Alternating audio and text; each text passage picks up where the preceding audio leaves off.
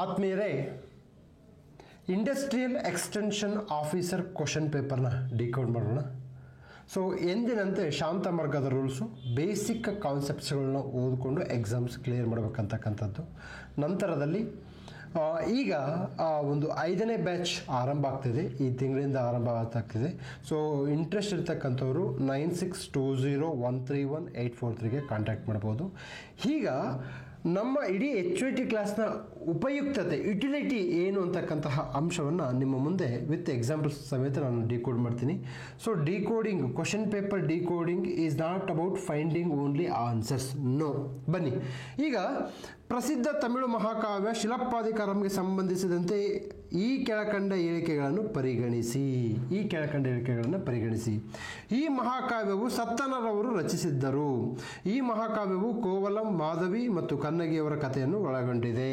Okay, ನಾನು ಕ್ಲಾಸಲ್ಲಿ ಸ್ಪಷ್ಟವಾಗಿ ಹೇಳಿದ್ದೀನಿ, ಯಾವುದೇ ಒಬ್ಬ ಸ್ಟೂಡೆಂಟ್ HYT ಕ್ಲಾಸ್ಗೆ ಜಾಯ್ನ್ ಆಗಿದಾರಲ್ಲ ಅವ್ರನ್ನ ರೀವೆರಿಫೈ ಮಾಡಿ. ಸಂಗಮ ಸಾಹಿತ್ಯ 100ಕ್ಕೆ 100% ಬರುತ್ತೆ. UPSC ಡಿಕೋಡ್ ಮಾಡಿದ್ದೀನಂತೆ. ನನಗೆ ಈ ಒಂದು C group, B group, PSI PC ದೊಡ್ಡ ವಿಚಾರ ಅಲ್ವೇ ಅಲ್ಲ. ಓಕೆನಾ, ಡಿಕೋಡ್ ಮಾಡ್ತಕ್ಕಂಥ ದೊಡ್ಡ ವಿಚಾರ ಅಲ್ವೇ ಅಲ್ಲ. ಓಕೆ, ಸೊ ಇಲ್ಲಿ ಮೋಸ್ಟ್ ಇಂಪಾರ್ಟೆಂಟ್ ಏನಪ್ಪ ಅಂತಂದರೆ ಸಂಗಮ ಸಾಹಿತ್ಯ ಅಂತಕ್ಕಂಥದ್ದನ್ನು ನೀವು 360 ಡಿಗ್ರಿಯಲ್ಲಿ ಓದ್ಕೋಬೇಕು. 360 ಡಿಗ್ರಿಯಲ್ಲಿ ಓದ್ಕೊಂಡಾಗ ಮಾತ್ರ you can attend this type of statement based questions. So statement based ಕ್ವಶನ್ಸ್ನ ಇದು ಆನ್ಸರ್ಸ್ ಮಾಡೋದಿದೆಯಲ್ಲ, ಅಲ್ಲಿ ನಿಮ್ಮ ಶಕ್ತಿ ಮತ್ತು ಸಾಮರ್ಥ್ಯ ಹೊರಗಡೆ ಬರುತ್ತೆ. ಸೊ ಎಸ್, ಸಂಗಮ ಸಾಹಿತ್ಯ ಇದು ಆಗಸ್ಟ್ ಮಂತಲ್ಲಿ ಮಾಡ್ತಕ್ಕಂತಹ ಟಾಪಿಕ್ಕು. ಇದನ್ನು ಹೋಮ್ವರ್ಕ್ ಮಾಡಿದ್ದಾರೆ. ಇದನ್ನು ಹೋಮ್ವರ್ಕ್ ಮಾಡಿದವರು ಯಾರು ಅಂತಂದರೆ ಕೃಷ್ಣ. ಇಡೀ ಹೋಮ್ವರ್ಕನ್ನು ಅವರೇ ನಾನು ತೋರಿಸ್ತೀನಿ ನಿಮಗೆ. ನೋಡಿ, ಕನಕಪುರದ ಪೊಲೀಸ್ ಸ್ಟೇಷನಲ್ಲಿ ಕಾನ್ಸ್ಟೇಬಲ್ ಆಗಿ ಕರ್ತವ್ಯ ನಿರ್ವಹಣೆ ಮಾಡ್ತಿದ್ರು ಸಹ ಆ ಒಂದು ಒತ್ತಡದ ನಡುವೆ ಸಹ, ಆ ವರ್ಕ್ ಪ್ರೆಷರ್ ನಡುವೆ ಸಹ ಹೋಮ್ವರ್ಕ್ ಮಾಡ್ತಿದ್ದಾರೆ. ಸೊ ನೀವು ಏನು ಮಾಡ್ತಾ ಇದ್ದೀರಾ ಅಂದರೆ ಕಂಪ್ಲೀಟ್ ಆಗಿ ನಿಮಗೆ ಓದೋಕ್ಕೆ ಟೈಮ್ ಇದೆ, but you are not doing homework, or if you are not making a notes from exam angle. ನೋಡಿ, ನೋಟ್ಸ್ ಏನಂತಂದರೆ ನೀವು ಗಂಗಾಧರ ಪುಸ್ತಕವನ್ನು ನೋಡಿ ಮತ್ತು ನೀವು ಮಿನಿ ಗಂಗಾಧರ ಪುಸ್ತಕವನ್ನು ಬರಿಬಾರ್ದು. That's what I am telling you again and again. Homework ಅಂತಂದರೆ ಅದು ಇದು ಫಸ್ಟು ಹೋಮ್ವರ್ಕ್ ಯಾವ್ದು ಮಾಡಬೇಕು, ಆ ಈಲ್ಡಿಂಗ್ ಟಾಪಿಕ್ಸ್ ಮಾತ್ರ ಮಾಡಬೇಕು. ತದನಂತರ ಆ ಈಲ್ಡಿಂಗ್ ಟಾಪಿಕ್ಸ್ನ ಯಾವ ಆ್ಯಂಗಲಿಂದ ಮಾಡಬೇಕು, ಎಕ್ಸಾಮ್ ಆ್ಯಂಗಲಿಂದ ಮಾಡಬೇಕು. ಹೀಗೆ ನೀವು ಪ್ರಿಪ್ರೇಷನ್ ಮಾಡಿದಾಗ ಮಾತ್ರ ಎಕ್ಸಾಮ್ಸ್ ಕ್ಲಿಯರ್ ಆಗ್ತಕ್ಕಂಥದ್ದನ್ನು ನೋಡ್ಬೋದು. ನೋಡಿ, ಬರೆದಿದ್ದಾರೆ. ಓಕೆ, ಇಲ್ಲಿ ಶಿಲಪ್ಪಾದಿಕರಂ ಇಳಂಗೋ ಅಡಿಗಲ್ ಬರೆದಿದ್ದಾರೆ. ಮಣಿಮೇಕಲೈ ಸತ್ತಲೈ ಸತ್ತನರ್ ಬರೆದಿದ್ದಾರೆ. ಸೊ ಇಲ್ಲಿ ನಿಮಗೆ ಮೋಸ್ಟ್ ಇಂಪಾರ್ಟೆಂಟು ಯಾವ ಕಥೆಗಳು ಏನನ್ನು ಹೇಳುತ್ತೆ, ಮಣಿಮೇಕಲೈ ಏನು ಹೇಳ್ತಕ್ಕಂಥದ್ದು ನೋಡ್ಬೋದು. ಓಕೆ, ತದನಂತರದಲ್ಲಿ ಎಟ್ಟಂಗೋಟೆ ಅಂತ ಒಂದು ಬರುತ್ತೆ, ಅದು ಏನು ಹೇಳುತ್ತೆ, ತಿರುಕ್ಕುರಳ್ ಏನು ಹೇಳುತ್ತೆ. ಸೊ ಹೀಗೆ ಸಂಗಮ ಸಾಹಿತ್ಯ ಯಾರ ರಾಜಮನೆತನದಲ್ಲಿ ಯಾವ ಸಂದರ್ಭದಲ್ಲಿ ಏನೇನು ಹೇಳುತ್ತೆ ಅನ್ನೋದು ಕೂಡ ಭಾಳ ಇಂಪಾರ್ಟೆಂಟು. ನೋಡಿ, ಬರೆದಿದ್ದಾನೆ, ಕೃಷ್ಣ ಬರೆದಿದ್ದಾನೆ. ಇದು ಹೋಮ್ವರ್ಕ್ ಸಮಯ, ಇದು homework, this is not a notes. Sangam ಸಾಹಿತ್ಯ ತೊಲ್ಕಾಪಿಯರ್, 8 ತೊಲೈ, ಪಟ್ಟುಪಾಟೈ, ಪತ್ತಿ ನೆಕ್ಕಿಲಂಕು, ಶಿಲಪ್ಪಾದಿಕರಂ, ಮಣಿಮೇಕಲೆಂಬ 2 ಮಹಾಕಾವ್ಯಗಳನ್ನು ಒಳಗೊಂಡಿದೆ. ತದನಂತರದಲ್ಲಿ ಇಲ್ಲಿ ಮೋಸ್ಟ್ ಇಂಪಾರ್ಟೆಂಟು ದಕ್ಷಿಣ ಭಾರತದಲ್ಲಿ ಸರಿಸುಮಾರು ಕ್ರಿಸ್ತ ಪೂರ್ವ 3ನೇ ಶತಮಾನ ಕಾಲಗಳು ಭಾಳ ಇಂಪಾರ್ಟೆಂಟು. ಓಕೆ, ತಮಿಳು ಜನರು ಸಾಮಾಜಿಕ ವಿಕಾಸದ ಸಂಗಮ ಗ್ರಂಥಗಳು ಆ ಕಾಲದ ತಮಿಳು ಜನರು ಪ್ರಾಥಮಿಕವಾಗಿ ಪಶುಪಾಲಕರಾಗಿದ್ದರು ಎಂದು ಹೇಳುತ್ತದೆ. ಕೇಳ್ತಾರೆ ನೆಕ್ಸ್ಟ್ ಕ್ವಶನ್ನು ಏನಂತ, ಶಿಲಪ್ಪಾದಿಕಾರಂ ಅಂತಕ್ಕಂಥದ್ದು ಏನನ್ನು ಹೇಳುತ್ತೆ, ತಮಿಳು ಜನರು ಯಾವ ರೀತಿಯ ಉದ್ಯೋಗದಲ್ಲಿ ತೊಡಗಿಕೊಂಡಿದ್ರು ಅಂತ ಕೇಳಿದಾಗ ಈ ಸ್ಟೇಟ್ಮೆಂಟ್ ಬೇಸ್ಡ್ ಕ್ವಶನ್ಸ್ ಬಂದಾಗ ನೀವು ಈ ರೀತಿ ಬರಬೇಕು. ಇನ್ನೂ ನೋಟ್ಸ್ ಇದೆ, ಇದನ್ನು ಜಸ್ಟ್ ಒಂದು ಪೇಜನ್ನು ಮಾತ್ರ ಹಾಕಿ ಕಳಿಸಿದ್ದಾನೆ. ಸೊ ಹೀಗೆ ನಾನು ಎಕ್ಸಾಮ್ಗಿಂತ ಮುಂಚೆ ಹೇಳ್ತಕ್ಕಂತಹ ಕ್ಲಾಸ್ ಇದೆಯಲ್ಲ, ಅದು HYT ಕ್ಲಾಸ್. ಎಕ್ಸಾಮ್ ಬಂದಮೇಲೆ ನಾನು ಹೇಳ್ತಕ್ಕಂಥ ಕೆಲಸ ಮಾಡಲ್ಲ. ಓಕೆ, ಸೊ ಏನಕ್ಕೆ ಅಂತಂದರೆ ಎಕ್ಸಾಮ್ ಬರೆದ ಮೇಲೆ ನಿಮ್ಮ OMR ಆಲ್ರೆಡಿ KPSCಗೆ ಅಥವಾ KSP UPSC ಎಲ್ಲರಿಗೂ ಕಳಿಸ್ಬಿಟ್ಟಿರ್ತೀರ, ಅವಾಗೆಲ್ಲ ಅದು ಸೀಲ್ ಆಗ್ಬಿಟ್ಟಿರುತ್ತೆ, ಅಲ್ಲಿ ಒಂದು ಮಾರ್ಕ್ಸ್ನ ತೆಗೆದುಕೊಳ್ಳೋಕ್ಕಾಗಲ್ಲ. ಸೊ ಎಕ್ಸಾಮ್ಗಿಂತ ಮುಂಚೆ ಹೇಳೋದಿದೆಯಲ್ಲ, ಅದು ಒಬ್ಬ ಟೀಚರ್ನ ಲಕ್ಷಣ ಆಗಬೇಕಂತ ಭಾಳಷ್ಟು ಜನ ಹೇಳ್ತಾ ಇದ್ದಾರೆ. ಅದ್ರಲ್ಲಿ ನಾನು ಒಬ್ಬ, ಅಷ್ಟು ಬಿಟ್ಟರೆ ಬೇರೆ ಏನು ಇಲ್ಲ. Okay, fine. ರಾಮಾನುಜಾಚಾರ್ಯರಿಗೆ ಇದು ಈಸಿ ಇದೆ ಕ್ವಶನ್, ಬಟ್ ಇಂಥ ಕ್ವಶನ್ಗಳನ್ನು ಟಫ್ ಮಾಡಬಾರ್ದು ನೀವು, ತಪ್ಪು ಮಾಡಬಾರ್ದು. ಇಂಥ ಕ್ವಶನ್ಗಳನ್ನು ತಪ್ಪು ಮಾಡಿದರೆ ಅವರು ನಯನಾರ್ ಸಂತರಿಂದ ಸಂಪೂರ್ಣವಾಗಿ ಪ್ರಭಾವಕ್ಕೊಳಗಾಗಿದ್ದರು. ನಂತರ ಅವರು ಅದ್ವೈತ ಸಿದ್ಧಾಂತವನ್ನು ಪ್ರತಿಪಾದಿಸಿದರು. ಬಿಡಿ, ಈ ಕ್ವಶನ್ ಬಿಟ್ಟಾಕಿ. ಇದನ್ನು ಸಹ ನಾನು ಸುಮಾರು 1000 ಬಾರಿ ಹೇಳಿದೆ ನಮ್ಮ ಕ್ಲಾಸಲ್ಲಿ. ಏನಂತಂದರೆ ಭಕ್ತಿ ಸಂತರು ಕಬೀರ್ ದಾಸ್, ರಾಮದಾಸ್, ತದನಂತರದಲ್ಲಿ ತುಕಾರಾಮ್, ನಂತರದಲ್ಲಿ ರಾಮಾನುಜಾಚಾರ್ಯ, ರಾಮಾನಂದರು. ಓಕೆ, ಗುರುನಾನಕರು, ಶಂಕರಾಚಾರ್ಯರು, ಬಸವಣ್ಣ, ಚೈತನ್ಯ ಮಹಾಪ್ರಭು ಬಂಗಾಳ, ಓಕೆನಾ, ಭೇದ ಅಭೇದ ಸಿದ್ಧಾಂತವನ್ನು ಮಾಡ್ತಾರೆ. ಮೀರಾಬಾಯಿ, ಇವರು IASಗೂ ಬರ್ತಾರೆ, KSಗೂ ಬರ್ತಾರೆ, ಎಲ್ಲ ಎಕ್ಸಾಮ್ಸಿಗೆ ಬರ್ತಾರೆ. ಫೈನ್. ಇಲ್ಲಿ ನೋಡಿ ನಯನಾರ್ ಅಂತಿದೆ. ನಯನಾರ್, ಎಸ್, ನಯನಾರ್ ಈಸ್ HYT, ನಯನಾರ್. ಓಕೆ, ಇವರು ನಯನಾರ್ಸ್ ಅಂಡ್ ಆಳ್ವಾರ್ಸ್. ಆಳ್ವಾರ್ಸ್ ಅಂದರೆ ವೈಷ್ಣವಾಸ್, ನಯನಾರ್ಸ್ ಅಂದರೆ ಶೈವಾಸ್. ಸೊ ಆಳ್ವಾರ್ಸಲ್ಲಿ ಕಂಡು ಬರ್ತಕ್ಕಂಥದ್ದೇನು, ದಿವ್ಯ ಪ್ರಬಂಧಂ ಏನಂತಂದ್ರೆ ಏನು, ಅಂಡಾಳ್ ಅಂದರೆ ಏನು, ಅಲ್ಲಿ ಕಂಡುಬರುವ ಆ ಒಂದು ಸಾಧು ಸಂತೆಯರ ಹೆಸರೇನು, ಓಕೆನಾ, ಚೋಳರ ಕೊಡುಗೆಗಳೇನು. ಓಕೆ, ಸೊ ಹೀಗೆ ತಾವೇನು ಮಾಡಬೇಕಪ್ಪ ಅಂತಂದರೆ ಆಳ್ವಾರ್ಸ್ ಮತ್ತು ನಯನಾರ್ಸ್ ಬಗ್ಗೆ 360 ಡಿಗ್ರಿ ಆ್ಯಂಗಲಲ್ಲಿ ಓದ್ಕೋಬೇಕು. ನೆಕ್ಸ್ಟ್ PYQ ಆ್ಯಂಗಲ್ ಅಲ್ಲಿ ಆ್ಯಡ್ ಮಾಡಬೇಕು. ಅವಾಗ ಏನಾಗುತ್ತೆ, ಎಕ್ಸಾಮ್ಸು ನಿಮಗೆ ತುಂಬ ಈಸಿ ಆಗುತ್ತೆ. ಸೊ ಅವರು ವಿಶಿಷ್ಟ ಅದ್ವೈತ ಸಿದ್ಧಾಂತ, ತದನಂತರದಲ್ಲಿ ಆಳ್ವಾರ್ಸಿಂದ ಪ್ರಭಾವಿಸ. ವೈಷ್ಣವ ಅಂತಂದರೆ ಆಳ್ವಾರ್ಸ್, ವೈಷ್ಣವ, ರಾಮಾನುಜಾಚಾರ್ಯರು ವೈಷ್ಣವಸ್. ಸೊ ರಾಮಾನುಜಾಚಾರ್ಯರಿಗೆ ಈಗ ನೀವು ನೆಕ್ಸ್ಟ್ ಹೋಮ್ವರ್ಕ್ ಮಾಡ್ತಕ್ಕಂಥದ್ದಕ್ಕೆ ಏನು ಮಾಡಬೇಕಂದ್ರೆ ಅವರು ಬರೆದಂತಹ ಗ್ರಂಥಗಳು ಮೇಲುಕೋಟೆ ಚೆಲುವನಾರಾಯಣ ಸ್ವಾಮಿ, ವೈರಮುಡಿ ಉತ್ಸವ, ಸ್ಟ್ಯಾಟ್ಯೂ ಆಫ್ ಈಕ್ವಾಲಿಟಿ ಕಂಡು ಬರುತ್ತೆ. ಸ್ಟ್ಯಾಟ್ಯೂ ಅಂದರೆ ಸಮಾನತೆಯ ಒಂದು ಅಂಶ ಯಾವುದಪ್ಪ ಅಂತಂದರೆ ರಾಮಾನುಜಾಚಾರ್ಯರ ಪ್ರತಿಮೆ. ಸೊ ಹೀಗೆ ರಾಮಾನುಜಾಚಾರ್ಯರನ್ನ 360 ಡಿಗ್ರಿ ಆ್ಯಂಗಲಲ್ಲಿ ನೀವು ಓದ್ಕೊಂಡಾಗ ಎಕ್ಸಾಮ್ಸು ಕ್ಲಿಯರ್ ಆಗುತ್ತೆ. ಸೊ ರಾಮಾನುಜಾಚಾರ್ಯರು ಬರೆದಿದ್ದಾರೆ. ಓಕೆ, ಸೊ ನೋಡಿ ಇಲ್ಲಿ ಬರೆದಿದ್ದಾರೆ. ಓಕೆ, ಆಳ್ವಾರಿಂದ ಆಳವಾಗಿ ಪ್ರಭಾವಿತರಾಗಿದ್ದರು. ಓಕೆ, ಇವರು ಅನ್ನಮಾಚಾರ್ಯ, ಭಕ್ತಿ ರಾಮದಾಸ, ತ್ಯಾಗರಾಜ, ಕಬೀರದಾಸ, ಮೀರಾಬಾಯಿರಂಥ ಕವಿಗಳಿಂದ ಸ್ಫೂರ್ತಿ ಪಡೆದರು. ಓಕೆ, ವಿಶಿಷ್ಟ ಅದ್ವೈತ ಬರೆದೇನೆ. ಯಾರು ಇದು ಆಲ್ರೆಡಿ ಈ ಒಂದು ಇದು ಎಕ್ಸಾಮಿಂತ ಮುಂದೆ ಎಕ್ಸಾಮಿಂತ ಮುಂಚೆಗೆ ನಾವು ಹೇಳಿದ್ದೀವಿ, ಸ್ವಾಮಿ ಇಡೀ ಬುಕ್ಸ್ ನಾನು ಹೇಳಲ್ಲ, ಇಡೀ ಪುಸ್ತಕವನ್ನು ನಾನು ಓದಿ ಅಂತ ಯಾವತ್ತೂ ಹೇಳಲ್ಲ, ಯಾರು ಹೇಳಲ್ಲ. ಏನಕ್ಕೆ ಅಂದರೆ ಅದನ್ನು ನಾನು ಓದಿಲ್ಲ, ಇಡೀ ಪುಸ್ತಕವನ್ನು ಯಾವತ್ತೂ ಓದೋದಿಲ್ಲ. ನಾನು ಏನು ಮಾಡಿದ್ದೇನೆ ಅದನ್ನೇ ನಿಮಗೆ ಅನ್ವಯ ಮಾಡಿ ಅಂತ ಹೇಳ್ತೇನೆ ಹೊರತು ನಾನೇನು ಮಾಡಿಲ್ವೋ ಅದನ್ನು ನಾನು ನಿಮ್ಗೆ ಮಾಡಿ ಅಂತ ಹೇಳಲ್ಲ. ಏನಕ್ಕೆ ಅಂತಂದರೆ ನನಗೆ ಕಷ್ಟ ಆಗಿದೆ ಅಂತಂದರೆ ಅದು ನಿಮಗೂ ಕಷ್ಟ ಆಗುತ್ತೆ ಅಂತಕ್ಕಂಥದ್ದು ನನ್ನ ಭಾವ. ಓಕೆ, ಫೈನ್, ಇದಾಯಿತು. ತದನಂತರದಲ್ಲಿ ನಮ್ಮ ಕಾನ್ಸೆಪ್ಟ್ ಮೊಘಲ್ ಸಾಮ್ರಾಜ್ಯ. ನೋಡಪ್ಪ, ಇದು UPSC PYQ cut copy paste. So ಪದೇ ಹೇಳ್ತಾ ಇದ್ದೀನಿ ನಾನು, UPSC ಪ್ರೀವಿಯಸ್ ಇಯರ್ ಕ್ವಶನ್ ಪೇಪರ್ನ ನೋಡಿ ಅಂತ ಹೇಳ್ತಾ ಇದ್ದೀನಿ. Mansabdari system, yes, important. Mansabdari system important, Zabt system important, Ijara land is important. ತದನಂತರದಲ್ಲಿ ಅಲ್ಲಿ ಕಂಡು ಬರ್ತಕ್ಕಂತಹ ಒಂದು ಕಾವ್ಯದ ಶೈಲಿಗಳು, ಅಕ್ಬರ್ನಾಮ, ದೀನಿ ಇಲಾಯಿ, ರಿಲಿಜಿಯಸ್ ಪಾಲಿಸಿ. ಮೊನ್ನೆ UPSC ಕೇಳಿದಾರೆ ರೀ, ಅಕ್ಬರ್ನ ಧಾರ್ಮಿಕ ನೀತಿನ ತುಂಬ ಸ್ಪಷ್ಟವಾಗಿ ಕೇಳಿದ್ದಾರೆ. ಇಡೀ ಇಂಡಿಯಾದಲ್ಲಿ ಟಫ್ ಎಕ್ಸಾಮ್ ಯಾವುದು, IAS ಎಕ್ಸಾಮು. ಸೊ ಅಲ್ಲಿಯೂ ಇದೇ ಕ್ವಶನ್ನು, ಇಲ್ಲಿಯೂ ಇದೇ ಕ್ವಶನ್ನು. ಎಲ್ಲೆಲ್ಲೂ ನೀನೇ. ಯಾರು? ಅಕ್ಬರ್, ಅಶೋಕ, ಬುದ್ಧ, ಇವರೆಲ್ಲ ಬರ್ತಿರ್ತಾರೆ. ಓಕೆ, ಸೊ ಇದು ಹೋಮ್ವರ್ಕ್ ಮಾಡಿದ್ದಾರೆ. UGC ನೆಟ್ ಕ್ವಶನಿಂದನೂ ತಂದಿದ್ದಾರೆ. ಸೊ ನಮ್ಮ ಇಡೀ HYT ಕ್ಲಾಸಸ್ ನಡೀತಕ್ಕಂಥದ್ದು ಪ್ರೀವಿಯಸ್ ಇಯರ್ ಕ್ವಶನ್ ಪೇಪರ್ಸ್ ಮೇಲೆ ಹೊರತು ಯಾವ ಕಾರಣಕ್ಕೂ ನೀವು ಇದೇ ಬುಕ್ಸ್ ಓದಿ, ಯಾವುದಾದ್ರೂ ಬುಕ್ಸ್ ಓದಬೇಡಿ ಅಂತ ಹೇಳ್ತಾ ಇಲ್ಲ. ಓಕೆ, ಮತ್ತೆ ಅಗೇನ್ ಪದೇ ಹೇಳ್ತಾ ಇದ್ದೀನಿ, ಸ್ಟೇಟ್ ಬುಕ್ಸ್ ಓದಿದರೆ ನಮಗೆ ಎಕ್ಸಾಮ್ ಕ್ಲಿಯರ್ ಆಗುತ್ತೆ ಅನ್ನೋ ಮನಸ್ಥಿತಿಯಿಂದ ಹೊರಡೆ ಬನ್ನಿ. ಸ್ಟೇಟ್ ಬುಕ್ಸ್ನ 1 ಅಥವಾ 2 ರೌಂಡಿಗೆ ಕ್ಲೋಸ್ ಮಾಡಿಬಿಡಬೇಕು.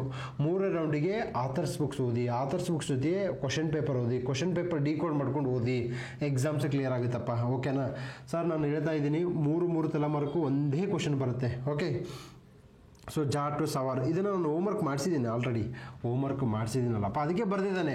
ಸೊ ಯಾರು ಬರೀತಾರೆ ಅವ್ರು ಎಕ್ಸಾಮ್ ಕ್ಲಿಯರ್ ಮಾಡ್ತಾರೆ. ಸರ್ ಓದ್ಕೊಂಡು ಹೋಗ್ತೀನಿ, ಓದ್ಕೊಂಡು ಕ್ಲಿಯರ್ ಮಾಡಲ್ಲ ಎಕ್ಸಾಮ್. ದಟ್ಸ್ ವೈ ನಾವೇನು ಮಾಡ್ತಿದ್ದೀವಿ ಅಂದರೆ ಹೋಮ್ವರ್ಕನ್ನು ಪ್ರತಿ ದಿವಸ ನನ್ನ HYT ಕ್ಲಾಸಲ್ಲಿ ಹೋಮ್ವರ್ಕ್ ಕೊಡ್ತೀನಿ. ಹೋಮ್ವರ್ಕನ್ನು PDF ರೂಪದಲ್ಲಿ ನಾನು ಕಳಿಸಿ ಅಂತ ಹೇಳ್ತೀನಿ. ನಾನು ರಿವ್ಯೂ ಮಾಡ್ತೀನಿ. ರಿವ್ಯೂ ಮಾಡಿದ್ಮೇಲೆ ನಮ್ಮ ಟೀಮವ್ರು ಒಂದು ಕಾಲ್ ಮಾಡ್ತಾರೆ, ಕೇಳ್ತಾರೆ ಏನಪ್ಪ ಜಾಟ್ ಸಿಸ್ಟಮ್ ಅಂತಂದರೆ ಏನು. ನೋಡಿ ಇಲ್ಲಿ ಬರೆದಿದ್ದಾನೆ, ಮನ್ಸಬ್ದಾರಿ ಪದ್ಧತಿ ಆನುವಂಶಿಕವಾಗಿರಲಿಲ್ಲ, ಸ್ಟಾರ್ ಮಾರ್ಕ್ ಹಾಕಿದ್ದಾನೆ. ಸೊ ಇದು ಅಂದರೆ ಆಲ್ರೆಡಿ ಎಕ್ಸಾಮ್ಸಲ್ಲಿ ಬಂದಿದೆ ಅಂತ. So this is called exam angle. Okay, next ನೋಡಿ ಇಲ್ಲಿ ಮನ್ಸಬ್ದಾರರು ಮಿಲಿಟರಿ ಕರ್ತವ್ಯಗಳಲ್ಲದೆ ನಾಗರಿಕ ಆಡಳಿತ ಪಾತ್ರಗಳನ್ನು ಸಹ ಹೊಂದಿದ್ದರು. ಅಂಡರ್ಲೈನ್ ಮಾಡಿದ್ದೇನೆ.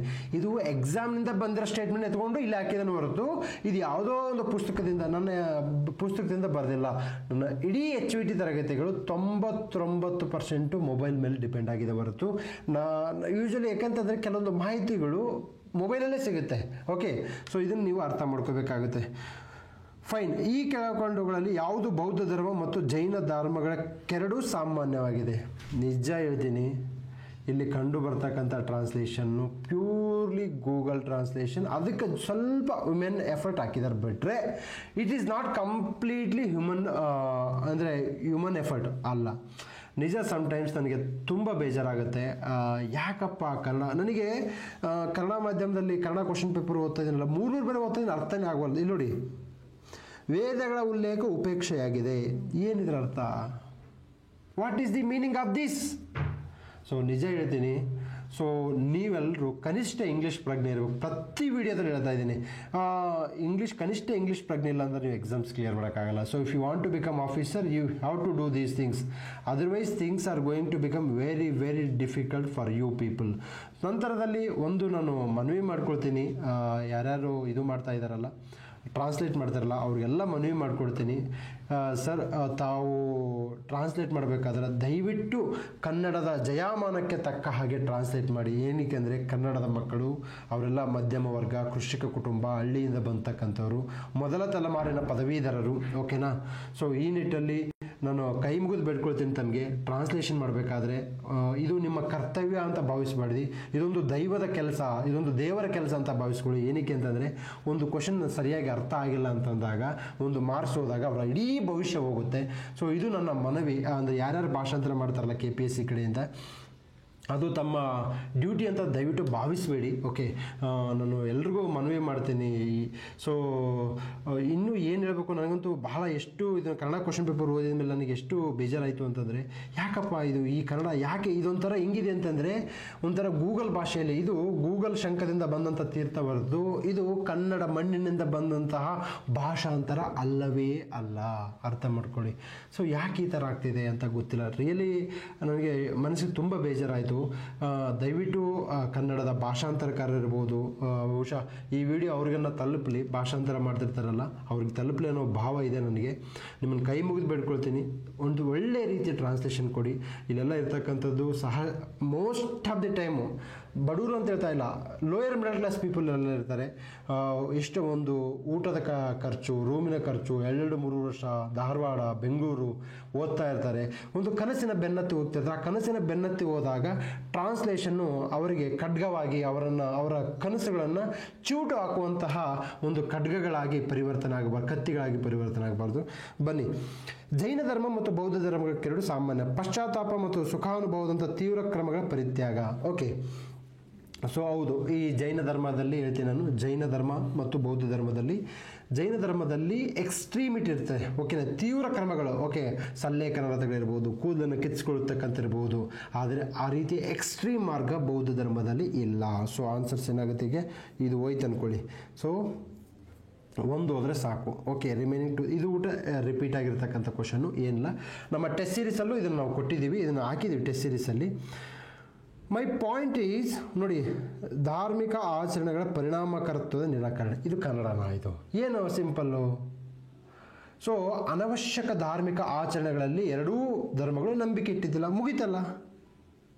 ಇಷ್ಟನ್ನು ನೀವು ಗೂಗಲಲ್ಲಿ ಹೇಳಿದಾಗ ಏನಾಗುತ್ತೆ, ಭಾಳ ನೋವಾಗುತ್ತೆ, ಅರ್ಥ ಆಗಲ್ಲ ಎಕ್ಸಾಮ್ ಟೈಮಲ್ಲಿ. So you should take care. So Shanta Marga test ಸೀರೀಸಲ್ಲಿ ನಾವು ಆಲ್ರೆಡಿ ವಿ ಹ್ಯಾವ್ ಮೆನ್ಷನ್ ಬೌದ್ಧ ಮತ್ತು ಜೈನ ಧರ್ಮಕ್ಕೆ ಎರಡಕ್ಕೂ ಸಂಬಂಧ ಮತ್ತು ವ್ಯತ್ಯಾಸಗಳು. ಸೊ ಆತ್ಮದ ಅಸ್ತಿತ್ವ, ದೇವರ ಅಸ್ತಿತ್ವ, ವಿಸ್ತಾರವಾದ ಧಾರ್ಮಿಕ ಆಚರಣೆಗಳನ್ನು ತಿರಸ್ಕರಿಸುವುದು, ಅಹಿಂಸೆಯ ತತ್ವವನ್ನು ಒತ್ತಿ ಹೇಳ್ತಕ್ಕಂಥದ್ದು. ಕ್ವಶನ್ ಡೈರೆಕ್ಟ್ ರಿಪೀಟ್ ಆಗುತ್ತೆ. ನಮ್ಮ ಇಡೀ ಟೆಸ್ಟ್ ಸೀರೀಸ್ ಇರ್ತಕ್ಕಂಥದ್ದು previous year question paper, high yielding topic, ರುಚಿಗೆ ತಕ್ಕಷ್ಟು current affairs. We don't find too much current affairs. Okay, quit India ಚಳವಳಿ, ಇದು just cut copy paste question. ಇದು ಕ್ವಿಟ್ ಇಂಡಿಯಾ ಚಳವಳಿ ಹೋಮ್ವರ್ಕ್ ಮಾಡಿದ್ದಾರೆ. ಇದು ಹೆಚ್ಚಾಗಿ ಸ್ವಪ್ರೇರಿತವಾದ ಚಳವಳಿಯಾಗಿತ್ತು. ಇದು ಇನ್ನಿತರ 2 ಅಸಹಕಾರ ಮತ್ತು ನಾಗರಿಕ ಅವಿಧೇಯತೆ ಚಳವಳಿಗಿಂತ ಕ್ರಮಬದ್ಧವಾಗಿ ನಡೆಯಲಿಲ್ಲ. ನಾಗರಿಕ ಅವಿಧೇಯತೆ ಚಳವಳಿ, ಇದು ಇದು ಯಾವ ಇತಿಹಾಸದ ಪುಸ್ತಕದಲ್ಲೂ ಇದು ಇಲ್ಲ ಹೊರಡು. ಏನು ಕಾನೂನು ಭಂಗ ಚಳವಳಿ ಮತ್ತು ಅಸಹಕಾರ ಚಳವಳಿ.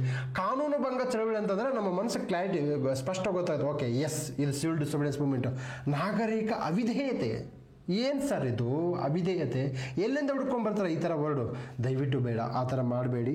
ಇದೊಂದು ಪ್ಯಾನ್ ಇಂಡಿಯಾ ಸರ್. ಪ್ಯಾನ್ ಅಂತಂದರೆ ಅಖಿಲ ಭಾರತ. ನೀವು ಪ್ಯಾನ್ ಇಂಡಿಯಾ ಇಂಗ್ಲಿಷ್ ಪದ, ಕನ್ನಡದ ಲಿಪಿ ಬೇಡ. ಇದೊಂದು ಅಖಿಲ ಭಾರತ ಹೋರಾಟವಾಗಿ ತಂದಾಗ ಅದು ಕನ್ನಡದ ಜಯಮಾನ ಅಂತಾರೆ ಹೊರತು ಇದು ಪ್ಯಾನ್ ಇಂಡಿಯಾ ಅಂತ ಅನ್ಬಿಟ್ಟು, ನಾನು ಪ್ಯಾನ್ ಇಂಡಿಯಾ ಅಂತ ಇಂಗ್ಲೀಷಲ್ಲಿ ಕೊಡಿ ಸ್ವಾಮಿ, ಕನ್ನಡದಲ್ಲಿ ಬೇಡ ದಯವಿಟ್ಟು. ಓಕೆ, ಇದೊಂದು ಪ್ಯಾನ್ ಇಂಡಿಯಾ ಚಳುವಳಿಯಾಗಿತ್ತು. ಇದೊಂದು ಸಂಪೂರ್ಣವಾಗಿ ಅಹಿಂಸಾತ್ಮಕ ಚಳುವಳಿಯಾಗಿತ್ತು. ನೋಡಿ, ಇದು ಅಹಿಂಸಾತ್ಮಕ ಚಳುವಳಿ ಆಗಿದ್ದಿಲ್ಲ. Statement 3 is wrong. ಓಕೆ, 3 ಹೋಯ್ತು ಅಂತಂದರೆ ಏನಾಯಿತು? ಇದೇನಾಗಿದೆ? ಕೊಟ್ಟಿದ್ದಾರೆ 1 and 2. ಇದೊಂದು ಪ್ಯಾನ್ ಇಂಡಿಯಾ ಚಳುವಳಿ ಆಗಿತ್ತು. ಓಕೆ, ಸೊ ಇದು ಸ್ವಯಂ ಪ್ರೇರಿತ ವಾಲಂಟರಿಯಾಗಿ ಜನ ಅದು ಅವ್ರಿಗೆ ಅವರೇ ಪಾರ್ಟಿಸಿಪೇಟ್ ಮಾಡೋದು. ಯಾರು ಲೀಡರ್ಲೆಸ್ ಅಂತಂದ್ರೆ ಮಹಾತ್ಮ ಗಾಂಧಿ ಅರೆಸ್ಟ್ ಮಾಡಿಬಿಡ್ತಾರೆ. ಓಕೆ, ಅರೆಸ್ಟ್ ಮಾಡಿ ಇದು ಮಾಡ್ತಾರೆ. ಸೊ ಆ ಸಂದರ್ಭದಲ್ಲಿ ಈ ಒಂದು ಹೋರಾಟ ಕಂಡು ಬರುತ್ತೆ. ಇದು ಕ್ವಿಟ್ ಇಂಡಿಯಾ ಮೂವ್ಮೆಂಟು. ನೋಡಿ, ಇದು ಸ್ವಯಂ ಪ್ರೇರಿತ ಚಳುವಳಿಯಾಗಿತ್ತು. UPSC 2011ರಲ್ಲಿ ಬರೆದಿದ್ದಾನೆ. ಓಕೆನಾ.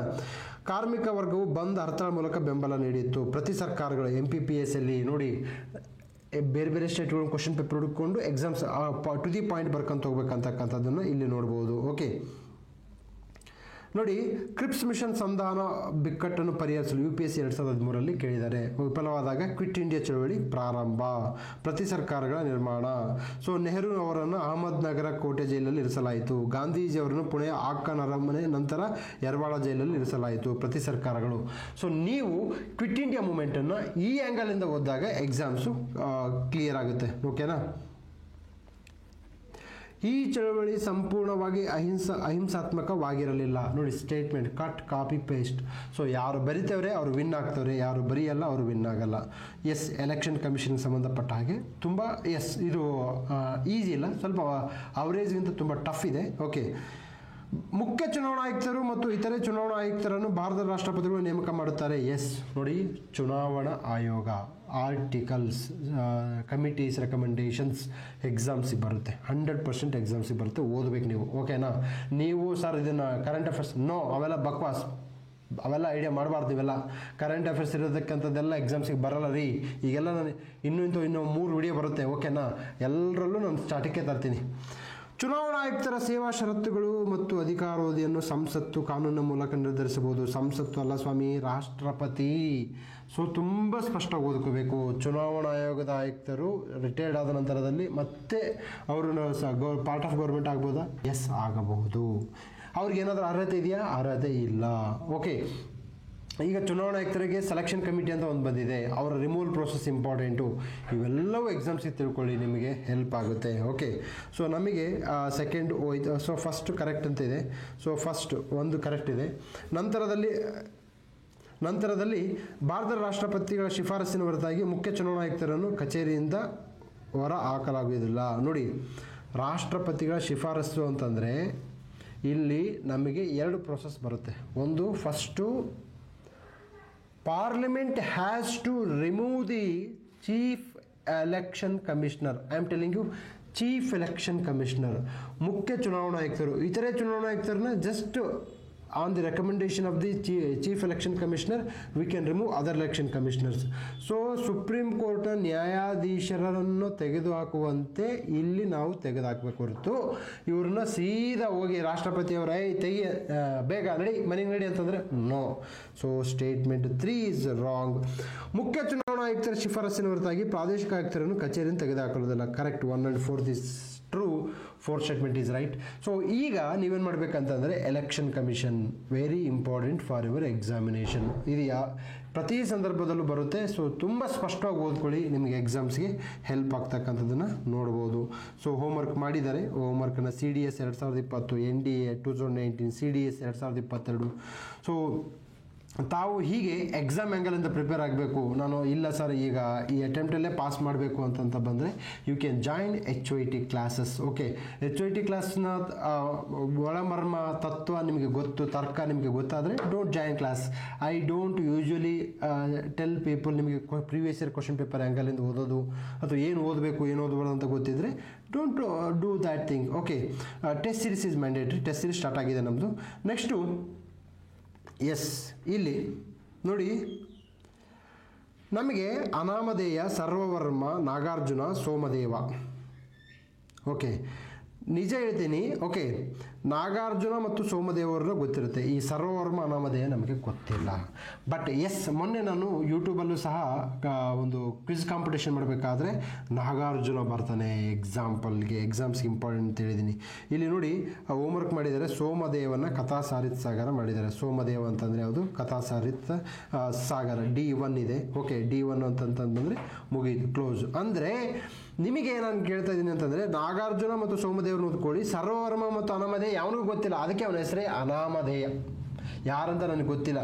ಸೊ ಹೀಗೆ ಎಕ್ಸಾಮಲ್ಲಿ 4ಕ್ಕೆ 4 ಪಾಯಿಂಟ್ ತಿಳ್ಕೊಬೇಕಂದ್ರೆ ನಾನು ನಿಮ್ಮನ್ನು ಎಕ್ಸ್ಪೆಕ್ಟ್ ಮಾಡಲ್ಲ. ಸೊ ಇಲ್ಲಿ ನೋಡಿ ಲಿಟ್ರರಿ ಸೋರ್ಸ್ ಅಂತೇಳಿ ನಾನು ಯಾವಾಗಲೂ ಹೇಳ್ತೀನಿ, ನೀವು ಪ್ರಾಚೀನ ಭಾರತ ಇರ್ಬೋದು, ಮಧ್ಯಕಾಲ ಭಾರತ ಇರ್ಬೋದು, ಲಿಟ್ರರಿ ಆ್ಯಂಗಲ್ ಎಕ್ಸಾಮ್ಸ್ ಇಂಪಾರ್ಟೆಂಟು ಹೊರತು ರಾಜಕೀಯ ಸಾಧನೆಗಳು ಅಷ್ಟಾಗಿ ಇಂಪಾರ್ಟೆಂಟ್ ಇಲ್ಲ. ನಾನು ಓದ್ಬಿಡಿ ಅಂತ ಹೇಳ್ತಾ ಇಲ್ಲ, ಒಂದು ವೇಳೆ ಕಣ್ಣಾಡಿಸಿ ಬಿಡಬೇಕು ಹೊರತು ನೀವು ಯಾವುದೇ ಕಾರಣಕ್ಕೂ ಅದನ್ನು ಇಡೀ ಇರಬರ ಚಾಪ್ಟರ್ಗಳೆಲ್ಲ ಪೇಜ್ ಟು ಪೇಜ್ ಓದ್ತಿದ್ದೀರ ಅಂದರೆ ನೀವು ಬರೆದಿಟ್ಟುಕೊಳ್ಳಿ, ನೀವು ಎಕ್ಸಾಮ್ ಕ್ಲಿಯರ್ ಮಾಡಲ್ಲ. ಪೇಜ್ ಟು ಪೇಜ್ ಓದಂಗಿಲ್ಲ. ನನ್ನ ರೂಲ್ಸಲ್ಲಿ ಶಾಂತ ಮಾರ್ಗದಲ್ಲಿ ಪೇಜ್ ಟು ಪೇಜ್ ಓದಂಗಿಲ್ಲ. ನನಗೆ ಟಾಪಿಕ್ಸ್ ಮಾತ್ರ ಇಂಪಾರ್ಟೆಂಟು.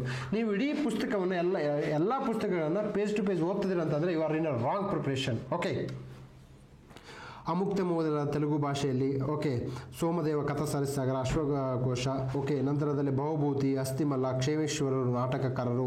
ಇವರು PYQs ಬಂದಿದ್ದಾರೆ. ಇವರು PYQs ಬಂದಿದ್ದಾರೆ ಅಂತಂದ್ರೆ ಅರ್ಥ ಮಾಡ್ಕೊಳ್ಳಿ, ಇವರು ಯಾವುದೇ ಸಂದರ್ಭದಲ್ಲೂ ನಿಮ್ಮ ಮೇಲೆ ಅಟ್ಯಾಕ್ ಮಾಡ್ಬೋದು. ಅಟ್ಯಾಕ್ ಮಾಡೋಕ್ಕಿಂತ ಮುಂಚೆಗೆ ಇವ್ರ ಬಗ್ಗೆ ತಿಳ್ಕೊಂಬಿಡಿ.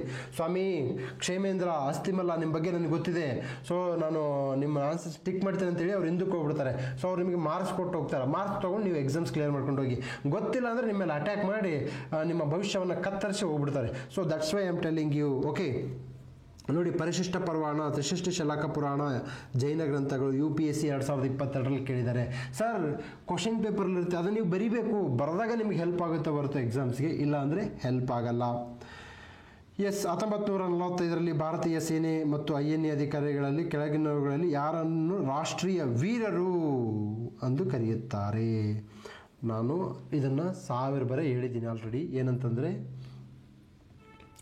ಇದು INA trials, royal Indian navy mutiny ಎಕ್ಸಾಮ್ಸ್ಗೆ ಇಂಪಾರ್ಟೆಂಟು.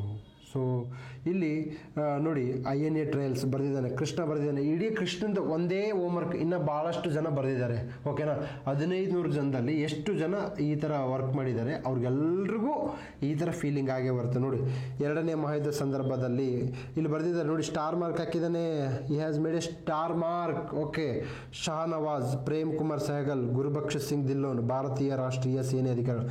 INA ಟ್ರಯಲ್ಸ್ಗೆ ಸಂಬಂಧಪಟ್ಟಿದ್ದು INA. ಓಕೆ, ಸೊ ಆದ್ದರಿಂದ ತಾವೇನು ಮಾಡಬೇಕಪ್ಪ ಅಂತಂದರೆ, ಸೊ 1 and 2, ಇದು ಆನ್ಸರ್ ಈಸ್ 1 and 2. ಆನ್ಸರ್ಸ್ ಯಾವತ್ತು ಇಂಪಾರ್ಟೆಂಟ್ ಅಲ್ಲ ನನಗೆ, INA trials is important.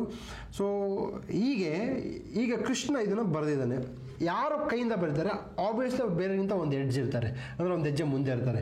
So ನಾನೇನು ಹೇಳ್ತಾ ಇದ್ದೀನಿ, ಎಲ್ಲವನ್ನು ಬರಿಬೇಡಿ ಅಂತ ಹೇಳ್ತೀನಿ, ಬಟ್ ನಾನು ಹೇಳಿದ್ದನ್ನು ಮಾತ್ರ ಬರೀಬೇಕು. ನಾನು ಹೇಳಿದ್ವಿ ಯಾವ ಅಂತಂದರೆ, ನಾನು ಆಲ್ರೆಡಿ ಕ್ವಶನ್ ಪೇಪರ್ ರಿಪೀಟ್ ಆಗಿರುತ್ತೆ. ಸೊ ಅದಕ್ಕೆ ರೀ ನಾನು ಹೋಮ್ವರ್ಕ್ ಬರೆಸ್ತಾ ಇರೋದು. ಏನಕ್ಕೆ? ಇಡೀ ಇಂಡಿಯಾದಲ್ಲಿ ಎಲ್ಲಾದರೂ ಹೋಗಿ ಬನ್ನಿ, ಹೋಮ್ವರ್ಕನ್ನು ಬರೆಸ್ತಾರೆ ಯಾವುದೇ ಒಂದು ಇನ್ಸ್ಟಿಟ್ಯೂಷನ್ ಅಂತೇಳಿ. ಬರೆಸಿದರೆ ಅವ್ರಿಗೆ ನನ್ನ ಕಡೆಯಿಂದ ಇಲ್ಲೇ ಸೆಲ್ಯೂಟ್. ಓಕೆನಾ? ಸೊ ಯಾರಾದರೂ ಇನ್ನೂ ಬರ್ಸೋಕ್ಕೆ ಪ್ರಯತ್ನ ಹೋಮ್ವರ್ಕ್ ಮಾಡಿ ರಿವ್ಯೂ ಮಾಡ್ತೀರಿ ಅಂತಂದರೆ ಅವ್ರಿಗೂ ಕೂಡ ಸೆಲ್ಯೂಟ್ ನನ್ನ ಕಡೆಯಿಂದ. ನಾನು ಬೇರೆಯವ್ರ ಕನಿಷ್ಠ, ನಾನು ಶ್ರೇಷ್ಠ ಅಂತ ಹೇಳ್ತಾ ಇಲ್ಲ. ನನಗೇನಪ್ಪ ಅಂತಂದರೆ ಇದು ಎಕ್ಸಾಮ್ ಮೆಥಡಾಲಜಿ ಅನ್ನೋದು ನನ್ನ ಭಾವ. ಓಕೆ, ಬೇರೆ ಮೆಥಡ್ ಮಾಡ್ತಿರ್ಬೋದು, ಬಹುಶಃ ಅದು ಸತ್ಯ ಇರ್ಬೋದು, ಬಟ್ ಅಲ್ಟಿಮೇಟ್ಲಿ ಯಾರ್ದು ಸತ್ಯ ಯಾರ್ದು ಸುಳ್ಳು ಅಂತ ಹೇಳ್ತಕ್ಕಂತಹ ನಿಜವಾದ ನ್ಯಾಯಾಧೀಶ ಅಂತಂದರೆ students. So students opinion is final, students opinion is mandatory, students opinion is final and binding. Okay, so INA ವಿಚಾರಗಳು 1945ರಲ್ಲಿ INA ವಿಚಾರಣೆಗಳು INA ಸೇನಾಧಿಕಾರಿಗಳ ಪರವಾಗಿ ವಾದ ಮಂಡಿಸುವುದು ತೇಜ್ ಬಹದ್ದೂರ್ ಸಪ್ರು. ಸ್ಟಾರ್ ಮಾರ್ಕ್ ಹಾಕೇನಂತಂದರೆ ಇದು ಪ್ರೀವಿಯಸ್ ಇಯರ್ ಕ್ವಶನ್ ಪೇಪರ್ಲಿ ಬಂದಿದೆ ಅಂತ ಅರ್ಥ. ಬುಲಾಬಾಯ್ ದೇಸಾಯಿ, ಅಸಫ್ ಅಲಿ, ಜವಾಹರ್ಲಾಲ್ ನೆಹರು, ತೇಜ್ ಬಹದ್ದೂರ್ ಸಪ್ರು, ಕೈಲಾಶ್ನಾಥ್ ಕಡ್ಜು, ಲೆಫ್ಟಿನೆಂಟ್ ಹೋರಿಲಾಲ್ ವರ್ಮಾ, ಇವರೆಲ್ಲ ಏನಪ್ಪ ಲಾಯರ್ಸು. ಇವರು ಯಾರ ಪರ ಹೋರಾಟ ಮಾಡ್ತಾರೆ? INA prisoners. ಓಕೆ, ಇಂಡಿಯನ್ INAದು ಇದು ಬರುತ್ತೆ, ಸುಭಾಷ್ ಚಂದ್ರ ಬೋಸ್ ಅವ್ರದ್ದು ಇಂಡಿಯನ್ ನ್ಯಾಷನಲ್ ಆರ್ಮಿ ಇರ್ತಕ್ಕಂಥದ್ದು. ಆ ಒಂದು INA ಪರವಾಗಿ, INAದಲ್ಲಿ ದುಡಿದಂತಹ ವ್ಯಕ್ತಿಗಳ ಪರವಾಗಿ ಇದನ್ನು ರೆಡ್ ಫೋರ್ಟಲ್ಲಿ, ಕೆಂಪು ಕೋಟೆಯಲ್ಲಿ ವಿಚಾರಣೆ ನಡೀತಕ್ಕ, ರೆಡ್ ಫೋರ್ಟ್ ಟ್ರಯಲ್ ಅಂತಾರೆ. So that is next Mahendra ಮಧುರೈ ರಾಜಸಿಂಹ ಅಪರಾಜಿತ ಶೈಲಿ. I have told you many times. Okay, ಈ ಪಲ್ಲವರ ಆರ್ಕಿಟೆಕ್ಚರ್ ಇಂಪಾರ್ಟೆಂಟು. ಇಲ್ಲಿ ಕೊಟ್ಟಿದ್ದಾನೆ ಮಹಾಬಲಪುರಂ ಕಲ್ಲನ್ ಟೆಂಪಗಳು, ತದನಂತರದಲ್ಲಿ ಯಾವುದು ಮಂಟಪ ಮತ್ತು ಗೋಯಗಳು, ಶಿಖರ ನಿರ್ಮಾಣಗಳು. ಓಕೆ, ಸೊ ನೋಡಿ ಇಲ್ಲಿ ನಮಗೆ ರಾಜಸಿಂಹ ಶೈಲಿ ಅಂತಿದೆಯಲ್ಲ, ಅದು ಅತ್ಯುನ್ನತವಾದ ಶೈಲಿ. ರಚನಾತ್ಮಕ ದೇವಾಲಯಗಳು ಕಂಡು ಬರ್ತವೆ, ಶಿಖರಗಳು ಕಂಡು ಬರುತ್ತೆ. ರಾಜಸಿಂಹ ಶೈಲಿ 2ನೇ ನರಸಿಂಹವರ್ಮ. ಇಲ್ಲಿ ಬರೋದನ್ನು ಅರ್ಜುನ ತಪಸ್ಸು ಮಾಡ್ತಕ್ಕಂಥದ್ದು ಎಲ್ಲಿ ಕಂಡು ಬರುತ್ತೆ?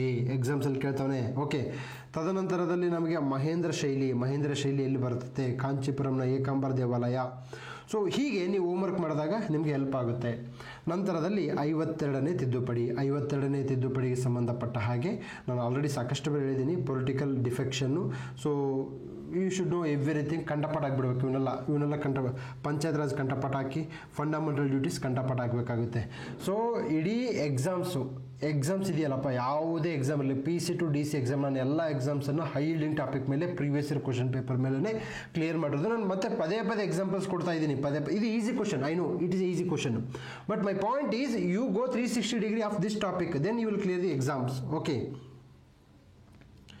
ಎಸ್. ಈ ಕೆಳಗಿನ ಯಾವ ಸಂದರ್ಭಗಳಲ್ಲಿ ರಾಜ್ಯದ ರಾಜ್ಯಪಾಲರು ಮಸೂದೆಯನ್ನು ರಾಷ್ಟ್ರಪತಿಗಳ ಅನುಮತಿಗೆ ಕಾಯ್ದಿರಿಸಬಹುದು? ಎಸ್. ಓಕೆ, ಇಲ್ಲಿ ನೋಡಿ ನಮಗೆ ಸೊ ಆನ್ಸರ್ಸು 1, 2 ಇದೆ. ನಂತರದಲ್ಲಿ ದೇಶ ಜನರ ಹಿತಾಸಕ್ತಿಗೆ DPSP ಅಂತಿದೆ. ಇಲ್ಲಿ ನಮಗೆ 200ನೇ ವಿಧಿ ಬಹಳ ಇಂಪಾರ್ಟೆಂಟ್ ಆಗುತ್ತೆ. ಇತ್ತೀಚೆಗೆ ನಮಗೆ ರಾಜ್ಯಪಾಲರಿಗೆ ಸಂಬಂಧಪಟ್ಟ ಹಾಗೆ ನೀವು 360 ಡಿಗ್ರಿ ಆ್ಯಂಗಲಲ್ಲಿ ಓದ್ಕೋಬೇಕು. ಓಕೆ, ಫಾರ್ ಎಕ್ಸಾಂಪಲ್ ರಾಜ್ಯದ ಶಾಸಕಾಂಗ ಹೊರತುಪಡಿಸಿ ರಾಜ್ಯದ ಉಚ್ಚ ನ್ಯಾಯಾಲಯಗಳಂತೆಗೆ ಅಂದರೆ ಹೈಕೋರ್ಟ್ನ ಪವರ್ಗೆ ಇವರೇನಾದರೂ ಪವರ್ನ ಗ್ರ್ಯಾಬ್ ಮಾಡೋಂಗಿದ್ರೆ, ಪವರ್ನ ತಗೊಳ್ಳೋಂಗಿದ್ರೆ, ಅದರ ಘನತೆಗೆ ಧಕ್ಕೆ ಬರುವಂತಹ ಯಾವುದೇ ಒಂದು ಕಾಯ್ದೆ ಇದ್ದರೆ ಅದನ್ನು ರಾಜ್ಯಪಾಲರು ರಾಷ್ಟ್ರಪತಿಗಳ ಶಿಫಾರಸ್ಸಿಗೆ ಕಳಿಸ್ತಾರೆ. ಸೊ ನನಗೆ ಅದು ಇಂಪಾರ್ಟೆಂಟ್ ಅಲ್ಲ. ನೋಡಿ, 200ನೇ ವಿಧಿನ ಸ್ಪಷ್ಟವಾಗಿ ಬರ್ಸಿದ್ದೀನಿ, ನಾನು ಹೇಳಿದ್ದೀನಿ 200ನೇ ವಿಧಿ ಬರುತ್ತೆ ಅಂತ ಹೇಳಿದ್ದೀನಿ, ಸ್ಪಷ್ಟವಾಗಿ ಹೇಳಿದ್ದೀನಿ. ನಾನು ಬೇರೆ ಆರ್ಟಿಕಲ್ ನೆನ್ಪಿಡಬೇಡ ಅಂತ ಹೇಳ್ತಾ ಇಲ್ಲ, ಬೇರೆ ಆರ್ಟಿಕಲ್ನ ಇದು ಜಸ್ಟ್ ಕಣ್ಣಾಡಿಸಿ. ಆದರೆ ಈ 200ನೇ ವಿಧಿಯನ್ನು ಸ್ಪಷ್ಟವಾಗಿ ನೆನಪಿಟ್ಕೊಳ್ಳಿ. ಮಸೂದೆಯನ್ನು 2ನೇ ಬಾರಿಗೆ ತಮ್ಮ ಮುಂದೆ ಇರಿಸಿದಾಗ ಅದನ್ನು ರಾಷ್ಟ್ರಪತಿಯವರು ಪರಿಶೀಲನೆಗೆ ಇರಿಸಲು ಅವಕಾಶ ಇಲ್ಲ. 2ನೇ ಬಾರಿಗೆ ಮಸೂದೆಯು ತಮ್ಮ ಮುಂದೆ ಬಂದಾಗ ರಾಜ್ಯಪಾಲರು ಅದಕ್ಕೆ ಅಂಕಿತ ಹಾಕಬೇಕು. ಆದರೆ ಮಸೂದೆ 2ನೇ ಬಾರಿಗೆ ಮೊದಲನೇ ಬಾರಿಗೆ ಭಿನ್ನವಾಗಿದ್ದಾಗ ಈ ನಿಯಮಕ್ಕೆ ವಿನಾಯಿತಿ ಇರುತ್ತದೆ. ನೆಕ್ಸ್ಟ್ ಇಲ್ಲಿ ನೋಡಿ, 200ನೇ ವಿಧಿಯಡಿಯಲ್ಲಿ ರಾಜ್ಯಪಾಲರು ಮಸೂದೆಯನ್ನು ರಾಷ್ಟ್ರಪತಿಗೆ ಮೀಸಲಿಡುವ ಅಧಿಕಾರವನ್ನು ಸಾಮಾನ್ಯವಾಗಿ ಮಸೂದೆಯು ಕೇಂದ್ರ ಕಾನೂನಿಗೆ ಸಂಘರ್ಷಿಸಿದಾಗ, ಕೇಂದ್ರ ಮತ್ತು ರಾಜ್ಯ ಸರ್ಕಾರದ ನಡುವೆ ಸಂಘರ್ಷ ಬಂದಾಗ ಅಂತಹ ಕಾನೂನನ್ನು ರಾಷ್ಟ್ರಪತಿಗಳ ಶಿಫಾರಸಿಗೆ ಇಡ್ತಕ್ಕಂಥ ಕೆಲಸ ಆಗುತ್ತೆ. ನೆಕ್ಸ್ಟ್ ಮೊನ್ನೆ ಸುಪ್ರೀಂ ಕೋರ್ಟ್ ಏನು ಮಾಡುತ್ತಂತಂದರೆ ಒಂದು ಹೊಸ ನಿಯಮಗಳನ್ನು ತಂದಾಕ್ತು. ಏನಪ್ಪ ಹೊಸ ನಿಯಮ? Withhold assent on cabinet advice. Cabinet ಏನಾದರೂ ಅಡ್ವೈಸ್ ಕೊಟ್ಟರೆ ಅದನ್ನು ನೀನು 1 ತಿಂಗಳು, ಎಷ್ಟಪ್ಪ 1 ತಿಂಗಳು. Return bill with reasons. ಒಂದು ಯಾವುದಾದ್ರೂ ಕ್ಯಾಬಿನೆಟ್ ಕಳಿಸಿರುತ್ತೆ ಬಿಲ್ಲು ನಿಮಗೆ, ಅಥವಾ ರಾಜ್ಯ ಸರ್ಕಾರ ಬಿಲ್ ಕಳಿಸಿದರೆ ನೀವು 3 ತಿಂಗಳೊಳಗಡೆ ನೀವು ಅದನ್ನು ಏನು ಮಾಡಬೇಕು, ವಿತ್ ರೀಸನ್ಸ್, ಯಾಕೆ ರಿಟರ್ನ್ ಕಳಿಸ್ತಿದ್ದೀನಿ ಅಂತ ಹೇಳಬೇಕು. ಇದು ಎಲ್ಲಿದೆ? ಸಂವಿಧಾನದಲ್ಲಿ ಇದೆಯಾ? ಸಂವಿಧಾನದಲ್ಲಿಲ್ಲ, ಇದು ಸುಪ್ರೀಂ ಕೋರ್ಟ್ ಹೇಳಿದಂತಹ ತೀರ್ಪಿನಲ್ಲಿದೆ. Reserve bill to president, reserve bill to the president, ಇದು ಎಷ್ಟಪ್ಪ? ಇದು 3 months. Assent to repassed bill, ಅಂದರೆ ಒಂದು ಬಿಲ್ಲು ಪುನರ್ ಪರಿಶೀಲನೆಗೊಳಗಾಗಿ ಬಂದಾಗ ಮತ್ತೆ ರಾಜ್ಯಪಾಲರ ಹತ್ರ ಬಂದಾಗ ಅದನ್ನು ನೀವು 1 ತಿಂಗಳೊಳಗಡೆ ಏನು ಮಾಡಬೇಕು, ಬಿಲ್ಲನ್ನು ಇದು ಮಾಡಬೇಕಾಗುತ್ತೆ ಅಂತ ಹೇಳ್ತವ್ರೆ. ಏನು ಸೈನ್ ಆಗಬೇಕು. So that is how it goes. Next mandamus, ಇದು previous year question paper. Fundamental rights is HYT. So ಯಾರಿಗೆ ಆದೇಶಿಸಲು ಸಾಧ್ಯವಿಲ್ಲ ಅಂದರೆ ಖಾಸಗಿ ವ್ಯಕ್ತಿಗಳು, ರಾಷ್ಟ್ರಪತಿ ಮತ್ತು ರಾಜ್ಯಪಾಲರು, ಉಚ್ಚ ನ್ಯಾಯಾಲಯದ ಮತ್ತು ಮುಖ್ಯ ನ್ಯಾಯಾಧೀಶರು, ಇದೆಲ್ಲ ಗೊತ್ತಿರುತ್ತೆ. ಸರ್ಕಾರಿ ಅಧಿಕಾರಿಗಳು, ಮ್ಯಾಂಡಮಸ್ ಅಂದರೆ BBMP ಅಧಿಕಾರಿಗಳು, ಪೊಲೀಸು, ಕಂದಾಯ, ತಹಶೀಲ್ದಾರು, AEC, DVSP, ಇವ್ರ ವಿರುದ್ಧ ಮ್ಯಾಂಡಮಸ್ ಅಂದರೆ command, mister DVSP you do this work, mister SP do this work, ಅದು ಓಕೆ. ಸೊ ರಾಷ್ಟ್ರಪತಿ, ರಾಜ್ಯಪಾಲರ ವಿರುದ್ಧ, ಖಾಸಗಿ ವ್ಯಕ್ತಿ, ಸಂಸ್ಥೆ ವಿರುದ್ಧ ಇದನ್ನು ಮ್ಯಾಂಡಮಸ್ ಹೊರಡಿಸಂಗಿಲ್ಲ ಅಂತ ಬರೆದಿದ್ದಾರೆ. ಓಕೆ, ಈ ಕೆಳಗಿನಗಳಲ್ಲಿ ಯಾವುದು ಭಾರತದ ಸಂವಿಧಾನ ರಚನೆಗೆ ಸಂಬಂಧಿಸಿದಂತೆ ಯಾವುದು ಸರಿಯಾಗಿದೆ? Okay, yes, this is HYT, no doubt in that. ಇದಕ್ಕೆ ಸಂಬಂಧಪಟ್ಟ ಹಾಗೆ ಮುಂದೆ ಕ್ವಶನ್ಸ್ ಬರುತ್ತಾ? 200% ಕ್ವಶನ್ಸ್ ಬರುತ್ತೆ. ಸೊ 9th December ಇದು ಸ್ಟೇಟ್ಮೆಂಟ್ ಕರೆಕ್ಟ್. ಓಕೆ, ಇದು ಸ್ಟೇಟ್ಮೆಂಟ್ ಕರೆಕ್ಟ್. ಭಾರತ ಸದಸ್ಯರನ್ನು ಪರೋಕ್ಷ ಚುನಾವಣೆ ಮೂಲಕ ಆಯ್ಕೆ. ವಾಟ್ ಈಸ್ ಮೀನಿಂಗ್ ಆಫ್ ಪರೋಕ್ಷ ಚುನಾವಣೆ? ಇಂಡೈರೆಕ್ಟ್ ಎಲೆಕ್ಷನ್ ಅಂತಂದರೆ people not directly elected the members of the constitution assembly, they are elected from the ಪ್ರಾವಿನ್ಸಸ್ಸಿಂದ ಕಾನ್ಸ್ಟಿಟ್ಯೂಷನ್ ಅಸೆಂಬ್ಲಿಗೆ ಜನಸಂಖ್ಯೆಯ ಆಧಾರದ ಮೇಲೆ ಇಷ್ಟು ಲಕ್ಷಕ್ಕೆ ಒಬ್ಬರು ಸದಸ್ಯರನ್ನು ನೇಮಕ ಮಾಡ್ತಕ್ಕಂಥದ್ದು. ತದನಂತರದಲ್ಲಿ ಸಂಸ್ಥಾನಗಳಿಂದ ಪ್ರತಿನಿಧಿಗಳು ಬರ್ತಿದ್ರು, ಬ್ರಿಟಿಷ್ ಪ್ರಾಂತ್ಯಗಳಿಂದ ಬ್ರಿಟಿಷ್ ನೇಮಕ ಮಾಡ್ತಾ ಇದ್ರು. ಸೊ ಹೀಗೆ ಪರೋಕ್ಷ ಚುನಾವಣೆಗಳ ಮೂಲಕ ನಡೀತಕ್ಕಂಥದ್ದು ಯಾವುದಪ್ಪ ಅಂತಂದರೆ ಈ ಅಂಶ ಆಯಿತು. ತದನಂತರದಲ್ಲಿ 26 ನವೆಂಬರ್ 1949 ಸಂವಿಧಾನವನ್ನು ಅಳವಡಿಸಿಕೊಳ್ಳ 26 ಇದೆಲ್ಲ. ಸೊ ಭಾರತದ ವಿಭಜನೆಯ ನಂತರ ಸದಸ್ಯರ ಸಂಖ್ಯೆ 289ಕ್ಕೆ ಕುಸಿಯಿತು. 280 299 ಇರಬೇಕು. So fifth statement is wrong. Okay, so 1 2 3 ಸಂವಿಧಾನ ರಚನೆ ಅತಿ ದೊಡ್ಡ ಸಭೆ ಆಗಿತ್ತು, ಮತ್ತು ಅತಿ ದೊಡ್ಡ ಸಂವಿಧಾನಕ್ಕೆ ಅತಿ ದೊಡ್ಡ ಸಂವಿಧಾನ ರಚನಾ ಸಭೆಯು ಇರುತ್ತೆ. ಈಗ ನೀವೇನು ಮಾಡಬೇಕು, ಭಾರತದ ಸಂವಿಧಾನ ರಚನಾ ಸಮಿತಿ ಕ್ಯಾಬಿನೆಟ್ ಕಮಿಟಿ ಅಲ್ಲಿ ಎಷ್ಟು ಜನ ಯಾವ ಇದ್ರು ಅವನ್ನೆಲ್ಲ ಬರೀಬೇಕಾಗುತ್ತೆ. ಸೊ ರಚನಾ ಸಭೆ KS 2024 ಬಂದಿದೆ ಈ question already. Okay, so homework ಮಾಡಿಸಿದ್ದೀನಿ. ನಂತರದಲ್ಲಿ ಸಮಿತಿಗಳ ಬಗ್ಗೆ ಓದ್ಕೋಬೇಕು, ಸಮಿತಿಗಳ ಬಗ್ಗೆ ಹೋಮ್ವರ್ಕ್ ಮಾಡಿಸಿದ್ದೀನಿ. ಸೊ ಹೀಗೆ ನೀವು ನೋಡಿಕೊಂಡಾಗ ಎಕ್ಸಾಮ್ಸ್ ಹೆಲ್ಪ್ ಆಗುತ್ತೆ. ಸೊ ಬಂದ ರಾಜ ರಾಮಣ್ಣ, ರಾಜಾ ರಾಮ್ ರಾಯ್, ಇವರು ಅದೇ 3 ತಲೆಮಾರಿನ ಪ್ರಶ್ನೆಗಳು. ಇವ್ರ ಬಗ್ಗೆ ವೆರಿ ಸಿಂಪಲ್ಲು. ಅವರು ಆತ್ಮೀಯ ಸಭಾವನ್ನು ಸ್ಥಾಪಿಸಿದರು. ಆತ್ಮೀಯ ಸಭಾವನ್ನು ಬ್ರಹ್ಮ ಸಮಾಜ ಎಂದು ಮರುನಾಮಕರಣ ಮಾಡಲಾಯಿತು. ಸೊ ಹೀಗೆ ರಾಜಾ ರಾಮಮೋಹನ್ ರಾಯ್ ಬಗ್ಗೆ ಇದೇ ಇಂಡಸ್ಟ್ರಿಯಲ್ ಎಕ್ಸ್ಟೆನ್ಷನ್ ಆಫೀಸರಲ್ಲಿ ಇನ್ನೂ ಒಂದು ಬುಕ್ ಇದೆ, ಗಿಫ್ಟ್ ಟು ಮೊನೋಥಿಸ್ಟ್ ಅಂತ. ಓಕೆ, ಏಕದೇವತಾ ಆರಾಧನಾಕಾರರಿಗೆ ಒಂದು ಕೊಡುಗೆ ಅಂತ ಇದೆ. ಓಕೆ, ಸೊ ಅದು ಯಾವ ಭಾಷೆಯಲ್ಲಿ ಬಂದಿದೆ ಅಂತ ಹೇಳ್ತಾರೆ. ಸ್ವಾಮಿ ಸಾಕಷ್ಟು ಜನ ಇದ್ದಾರೆ, ಯಾಕೆ ರಾಜಾ ರಾಮಮೋಹನ್ ರಾಯ್ ಬಿಡ್ತಾ ಇಲ್ಲ ಅಂತಂದರೆ ಅದು ರೂಲ್ಸ್, ಅದು ಎಕ್ಸಾಮ್ ರೂಲ್ಸ್. ರಾಜಾ ರಾಮ್ ರಾಯ್ನ ಬಿಡಂಗಿಲ್ಲ, ಈಶ್ವರ್ ಚಂದ್ರ ವಿದ್ಯಾಸಾಗರ್ ಬಿಡಂಗಿಲ್ಲ, ದಯಾನಂದ ಸರಸ್ವತಿ ಬಿಡಂಗಿಲ್ಲ. ಓಕೆ, ನಂತರದಲ್ಲಿ MG ರಾನಡೆ, ಜ್ಯೋತಿರಾವ್ ಫೂಲೆ IAS ಮೀನ್ಸಿಗೆ ಬಂದನ್ರಿ. ಓಕೆನಾ, ಇವರೇ ಬರ್ತಾರಪ್ಪ ಎಕ್ಸಾಮ್ಸ್ಗೆ, ಇವರಿಂದನೇ ಎಕ್ಸಾಮ್ಸ್ ಕ್ಲಿಯರ್ ಮಾಡ್ಬೇಕು ಹೊರತು ನೀವು ಬೌನ್ಸರ್ ಕ್ವಶನ್ಸ್ ಬರ್ತಲ್ಲ, ಬೌನ್ಸರ್ ಕ್ವಶನ್ಸಿಂದ ಎಕ್ಸಾಮ್ಸ್ ಕ್ಲಿಯರ್ ಮಾಡೋಕ್ಕಾಗಲ್ಲ. ಓಕೆ, ಬರೆದಿದ್ದಾರೆ ಆತ್ಮೀಯ ಸಭಾ. ಓಕೆ, ಸಂವಾದ ಕೌಮುದಿ, ಬಂಗಾಳಿ ಪತ್ರಿಕೆ, ವಾರ ಪತ್ರಿಕೆ ಕೇಳ್ತಾರೆ. ತಿಂಗಳ ಪತ್ರಿಕೆನ, ವಾರ ಪತ್ರಿಕೆನ, ದಿನಪತ್ರಿಕೆನ ಯಾವ ಭಾಷೆಯಲ್ಲಿದೆ ಅಂತ ಕೇಳ್ತಾರೆ. ತದನಂತರದಲ್ಲಿ ಇವ್ರು ನೋಡಿ 1817 ಡೇವಿಡ್ ಹೆರೆ ಜೊತೆಗೂಡಿ ಅವರು ಕಲ್ಕತ್ತಾದಲ್ಲಿ ಹಿಂದೂ ಕಾಲೇಜ್ ಸ್ಥಾಪನೆ ಮಾಡಿದರು. David Hare important. 1817 Hindu college. ಬನ್ರಾಸಲ್ಲಿ ಸಹ ಒಂದು ಕಾಲೇಜ್ ಬರುತ್ತೆ. ಸೊ ಬನ್ರಾಸ್ ಹಿಂದೂ ಯೂನಿವರ್ಸಿಟಿ ಅದು ಬೇರೆ, ಇದು ಕಲ್ಕತ್ತಾದಲ್ಲಿ ಕಂಡು ಬರ್ತಕ್ಕಂಥದ್ದು ಬೇರೆ. ಓಕೆ,